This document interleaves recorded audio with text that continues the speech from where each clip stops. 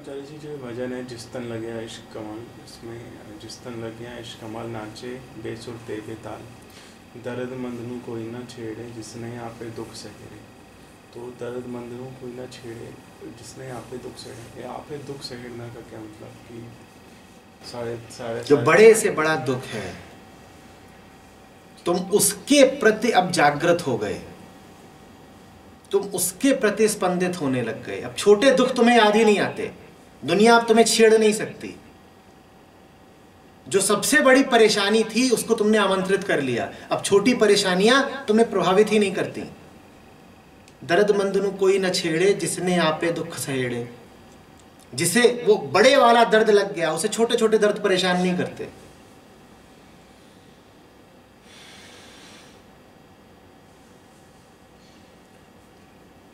कोई आए तुम्हारे पास और कहे कि मुझे 5 तरीके के दर्द हैं, यहाँ घुटना दर्द करता है, यहाँ पीठ दर्द करती है, कान दर्द करता है, तो ये 5 तरीके के दर्दों की बिखरी बिखरी चिकित्सा करने से अच्छा है कि तुम उसे एक बड़ा दर्द दे दो, सारे छोटे मोटे दर्द भूल जाएंगे। और बड़ा दर्द तुम्हें देना नहीं पड़ेगा, कोई क्रूरता नहीं करनी है कि तुमने ऊपर से उस पर थोप दिया कोई बड़ा दर्द। बड़ा दर्द हर इंसान लेकर के पैदा होता है, तुम उस बड़े दर्द के प्रति बस उसे सजग कर दो, जागृत कर दो। तुम उसे बता दो कि तेरी जिंदगी में इतना बड़ा दर्द मौजूद है और तू बात करता रहता है छोटे छोटे दर्दों की, घुटना दर्द कर रहा है।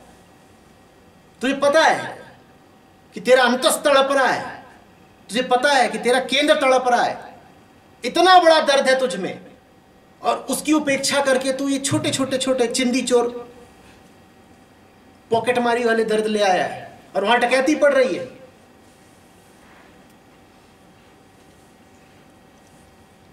आदमी नहीं पैदा होता, दर्द ही पैदा होता है। अभी मैं शिव गीता पढ़ रहा था तो गीताकार कहता है कि जिसको ये याद आ जाए कि पैदा होने से पहले कितना दर्द झेला था, वो जन्म मरण के चक्र से मुक्त हो जाएगा। तुम मनोवैज्ञानिकों के पास जाओगे, वो कहेंगे कि जो कुछ तुम्हें बहुत बुरा लगता है, इतना बुरा कि झेला ना जाए, उसको तुम अपनी स्मृति से हटा देते हो, क्योंकि अगर वो याद आया तुम मर जाओगे।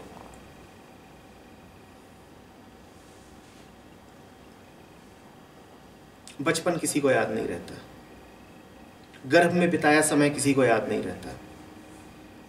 बात समझो,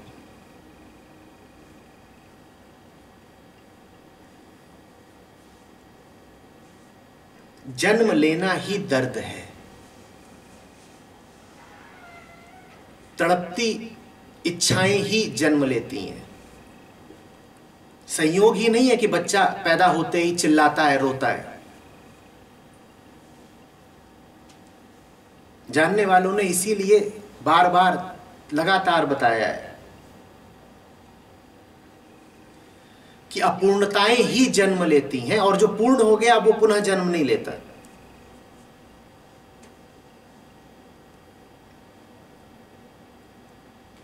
तो दर्द तो बेटा ले करके आए हो, उसको याद कर लो बस।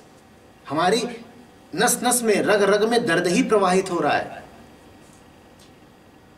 उसको याद कर लो बस। संवेदनशील हो जाओ अपने प्रति। आनंद और कुछ नहीं है, आनंद यही है कि अब छोटे मोटे दुख पता नहीं चलते, क्योंकि जो गहनतम दुख है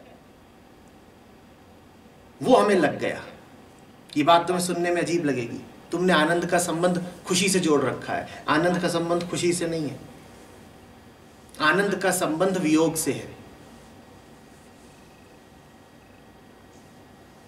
जो वियोग के प्रति सचेतन हो गया उसे अब दुनिया के छोटे मोटे दुख सताते ही नहीं। इसीलिए वो छोटी मोटी झंझटों पे ध्यान ही नहीं रखता, सब्जी है कि नहीं, टूथपेस्ट है कि नहीं, वो कहता है इन झंझटों में पड़े, मैं ये देखूं कि डैंड्रफ है, छाती में कैंसर बैठा हुआ है और मैं ख्याल कर रहा हूं डैंड्रफ का। यही कह रहे हैं बुल्ले शाह, दर्द मंदनु कोई न छेड़े, जिसने आपे दुख सहेड़े। इतनी बड़ी झंझट लेकर के पैदा हुए हो, झंझट ही पैदा हुई है, तुम उसका ख्याल करो ना। तुम कहां छोटे मोटे चक्करों में फंसे हुए हो।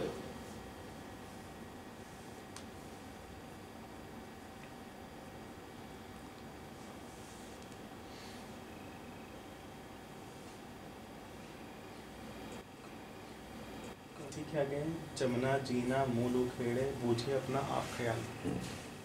जमुना जीना मूल उखेड़े, जमुना जन्मना, जीना मूल उखेड़े। मूल से वो जन्मने और जीने के चक्र को उखाड़ देता है।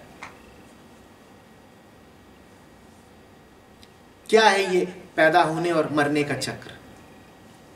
जो कुछ भी अभी प्राप्ति मांग रहा है, तृप्ति मांग रहा है, अंत मांग रहा है, वो बार बार पैदा होगा, वो बार बार आएगा।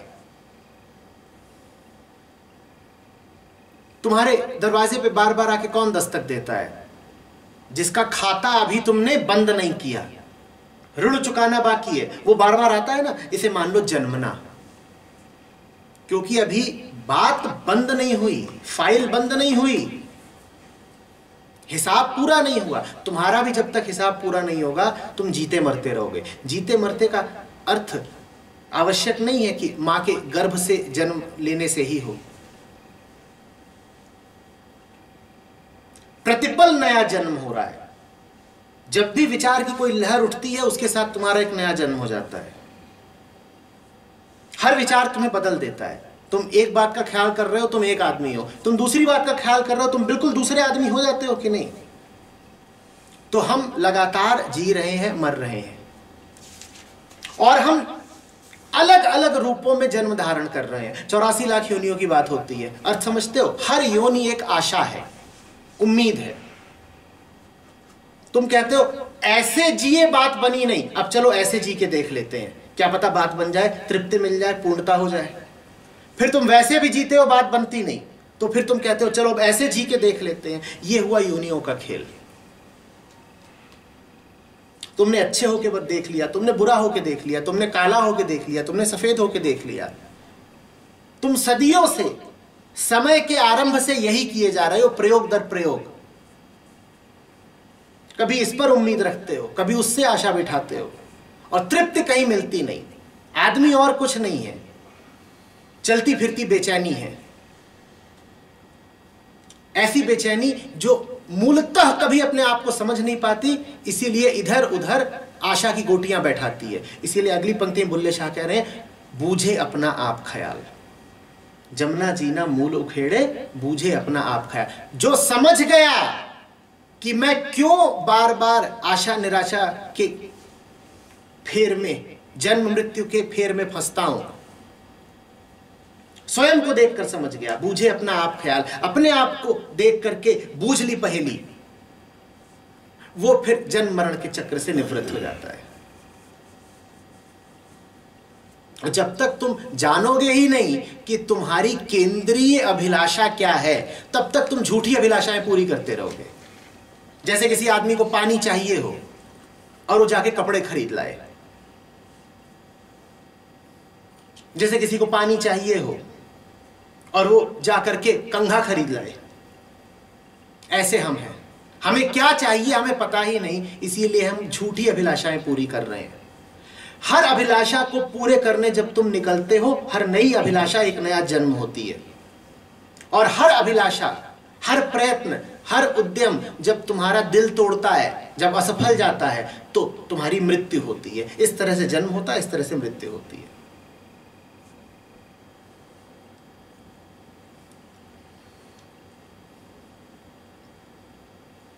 बड़ा कष्ट है इसमें। कहीं दिल लगाया दिल तोड़ाया, दिल लगाया, दिल तोड़ाया, दिल लगाया, दिल तोड़ाया।